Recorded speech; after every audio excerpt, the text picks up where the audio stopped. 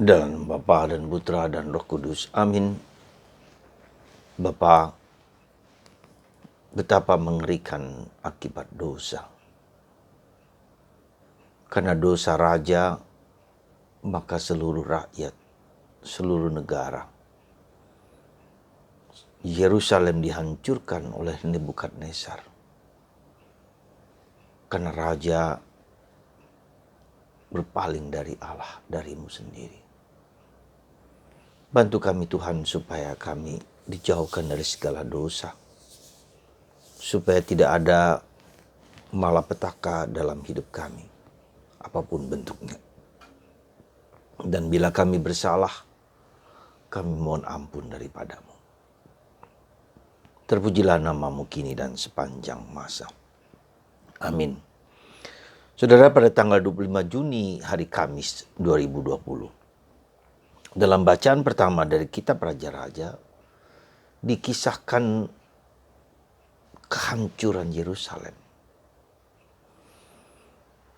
Israel yang dibangun dengan susah payah oleh Daud, kemudian oleh Salomo, digantikan perpecahan bangsa utara, sebelah utara, Samaria dan Yehuda. Hancur lebur. Dan sekarang pada zaman Raja Yoyakin, yang juga bertindak jahat di mata Allah, sama seperti bapak-bapaknya. Maka Yerusalem dihancur leburkan. Raja, para panglimanya, istri, ibu suri, dibawa semua ke Nebukadnezar. Mengerikan, saudaraku terkasih, yang ada hanyalah orang-orang kecil yang tidak berguna, yang sakit, ya katakanlah timpang di Yerusalem. Kekayaan dibawa semua ya, ke Babel. Seandainya kita membayangkan kejadian seperti itu, raja bertekuk lutut, dihina, diperlakukan sangat kejam. Karena apa? Raja berpaling dari Yahweh, berbuat jahat di mata Allah. Bukan hanya kehidupan mereka yang kacau balau, tetapi karena mereka menyembah dewa-dewa orang-orang di sekitar Israel. Saudara, kalau boleh disampaikan, dikatakan akibat dosa itu mengerikan. Dan itu bisa diungkapkan kalau kita perhatikan dalam penderitaan salib Yesus. Begitu kejam, begitu sadis, begitu brutal. Apa yang terjadi pada Yesus gambaran dari kekejaman akibat dosa. Kebengisan, kebiadaban manusia, kebiadaban tindakan-tindakan yang di luar peri kemanusiaan. Dan itu juga terjadi pada bacaan pertama ini. Maka kalau kita membaca, kita bisa merasakan betapa dilukiskannya Yerusalem yang dibangga-banggakan menjadi pusat Yahweh, dihancur lulu lantakan. Maka mari, saudara, bukan untuk menakut-nakuti, tetapi kita harus sadar bahwa dosa itu punya akibat bukan hanya kepada diriku, tapi juga kepada orang yang mungkin anak, mungkin istri, suami, keluarga. Punya dampak sosial yang tidak hanya terjadi sekarang, tapi bisa seluruh bangsa, seluruh negara. Maka tugas kita lah untuk menyadari segala perbuatan, segala tindakan kita. Sekali lagi, tidak hanya bahwa kita tidak merugikan orang lain, tetapi setiap tindakan dosa ya itu terakumulasi dan menyangkut ya seluruh komponen bangsa dan negara, keluarga dan seterusnya. Itulah saudaraku dalam lukisan bacaan pertama dari kitab Raja-Raja bab 24 ayat 8 sampai 17 dilukiskan dengan mengerikan ya, tentang Yerusalem yang dihancur lantakan, dihancur leburkan. bait Allah juga dihancurkan. Maka saudaraku yang terkasih dalam Kristus, mari kita sadari itu. Dosa kita, apa yang kita lakukan. Dan apa yang terjadi ketika kita berdosa. Siapa yang menderita. Bukan hanya saya, tetapi orang-orang di sekitar saya. Kita mohon rahmat supaya kita mampu dan dimampukan untuk keluar dari kehancuran dosa itu. Dan berjuang sungguh-sungguh untuk bisa memiliki iman yang dalam. Dan itu ditunjukkan dalam bacaan Injil hari ini bahwa ada diminta dari kita keseriusan, kesungguhan di dalam penghayatan iman kita tersebut. Kenapa dikatakan bahwa orang tidak cukup hanya berkata Tuhan, Tuhan, Tuhan. Dan Tuhan tidak kenal orang yang demikian. Bahkan orang yang makan semeja dengan Yesus pun. Bahkan orang zaman Yesus pun. Ya. Tidak demikian. Kalau orang tidak menghayati sabda itu dengan sungguh-sungguh. Ya. Nah, ini juga menunjukkan kepada kita dua sisi penting di dalam penghayatan iman kita, yaitu sisi kedalaman. Orang tidak cukup hanya mulut di pikiran, iman di pikiran, iman di mulut, iman di kata-kata. Tetapi tidak konsisten dengan tindakan dan perbuatan kita sehari-hari. Itu karena apa? Karena mungkin sebegitulah, sebatas itulah kita di permukaan, di bagian hardware, eksternal, kewajiban, ritual. Tetapi tidak masuk ke kedalaman seperti diminta oleh Yesus. Tebarkan jalamu di tempat yang dalam. Dan itulah panggilan kita untuk masuk ke dunia batin, ke dunia software. Kalau dikatakan seperti komputer. Dunia batin yang mengubah dari dalam kekurangan, keterbatasan, kerapuhan, dosa-dosa kita. Karakter sifat kita yang menjadi sumber dosa itu sendiri. Yang kita lihat dengan 7 dosa utama kita. Kesombongan, kikir, serakah, cabul, malas, dan angkuh, iri hati. Ya. Ketujuh dosa inilah yang menjadi pergulatan perjuangan kita. Disitulah kita lihat, jadi kita diminta bukan hanya keseriusan, kesungguhan, tetapi karena kita diajak untuk masuk ke dalam. Supaya jangan sampai hanya sekedar lip service. Dan ini merupakan suatu perjuangan hampir mati, bukan hanya sampai mati.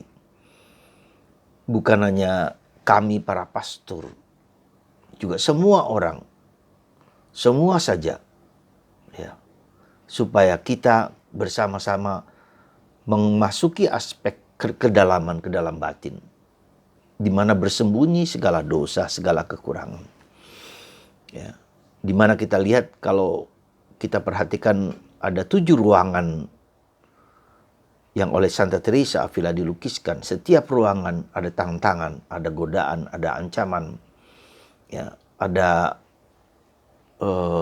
yang membuat orang menjauh dari Tuhan.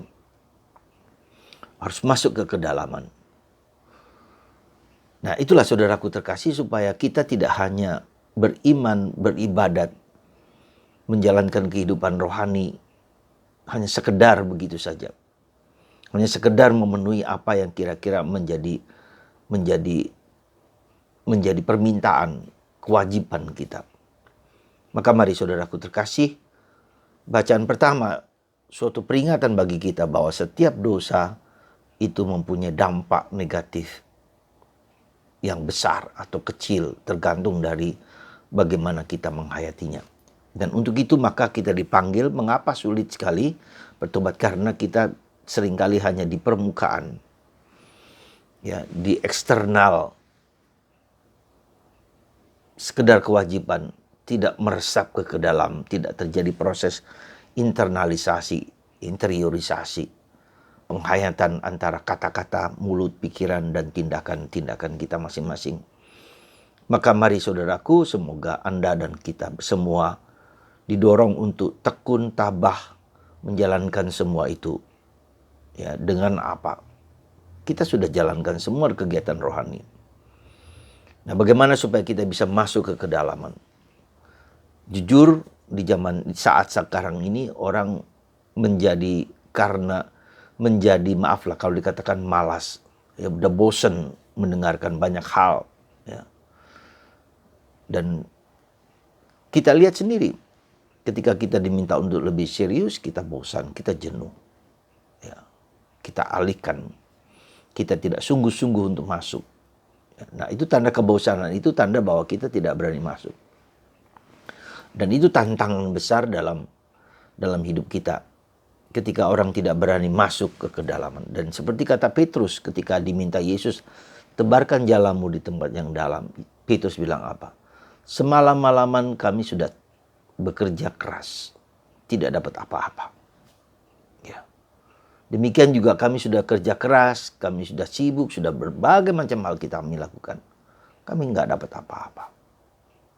Maka ketika berada dalam situasi demikian, seringkali kita kita tidak ingin bicara tentang banyak hal, tentang banyak omong. Ya, maka mari saudaraku terkasih, justru inilah titik tantangan kita untuk berani masuk. Mendengarkan sabda Allah setiap hari. Mendengarkan renungan-renungan, saya usulkan kepada Anda renungan dari Romo Yosef Susanto. Bible Learning by Father Joseph Susanto. Dengarkan baik-baik, satu hari satu. Lalu baca kitab suci. Doa rosario. Ya. Saatnya kita untuk COVID ini membawa kita masuk lebih dalam. Kalau tidak, persis seperti dikatakan Yesus, aku tidak kenal kamu. Ya. Karena iman kita mungkin masih di mulut, mungkin masih di pikiran, mungkin masih di awang-awang. Ya. Saatnya lah kita membuat akar hidup kita semakin kuat. Sehingga ketika badai terjadi, ketika tantangan terjadi, ketika problem terjadi, kita berpijak pada pijakan yang kuat di dalam Tuhan. Sekali lagi, mari saudaraku, bacaan Injil hari ini merupakan peringatan juga bagi kita. Supaya kita tidak hanya kembali ke seperti yang lalu, tetapi kembali dengan semangat yang baru. Semangat pertobatan. Dan kita tahu bertobat itu tidak mudah. Berubah itu tidak mudah. Dan itu terjadi pada bangsa Israel. 40 tahun bangsa Israel dibawa dari Mesir ke tanah terjadi. 40 tahun. Betapa sulitnya Musa meyakinkan orang Israel. Betapa Yesus juga mengajak orang itu bertobat. Justru Yesus dihukum mati. Anda dan saya, saudara, bertobat berarti kita memasuki dunia yang lebih dalam. Bersandar pada Yesus. Bukan pada diri kita sendiri. Bukan pada kekuatan kita sendiri. Semoga Anda dan saya dan kita semua disemangati, digerakkan untuk masuk lebih dalam. Duc in altum. Supaya kalau ada badai, kita hanya oleng, tetapi sadar kembali. Terus berjalan dalam iman, diteguhkan dalam iman. Tuhan memberkati Anda semua. Bapa di surga, alirkanlah rahmat kasih-Mu kepada anak-anak-Mu yang mendengarkan firman ini. Supaya kami mendasarkan hidup kami pada akar yang teguh dalam Yesus. Sebagai contoh, sebagai teladan, sebagai juru selamat, penebus, dan Tuhan yang peduli dengan situasi kami. Terima kasih Tuhan, berkati kami, kuatkan kami, teguhkan kami dalam situasi apapun. Karena kami manusia yang lemah dan berdosa. Satukanlah pikiran hati kami, jiwa kami, dalam satu iman yang sama akan Engkau Yesus, Sang Juru Selamat. Berkat-Mu atas kami semua dalam nama Bapa dan Putra dan Roh Kudus. Amin.